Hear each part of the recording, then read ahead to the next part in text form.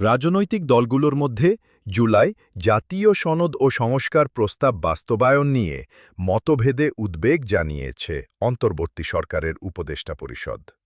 রাজধানীর তেজগাঁওয়ে প্রধান উপদেষ্টা অধ্যাপক মুহাম্মদ ইউনুসের সভাপতিত্বে এক জরুরি সভায় সিদ্ধান্ত হয়, রাজনৈতিক দলগুলোকে নিজেদের মধ্যে আলোচনা করে ১ সপ্তাহের মধ্যে ঐক্যবদ্ধ দিক নির্দেশনা দিতে হবে।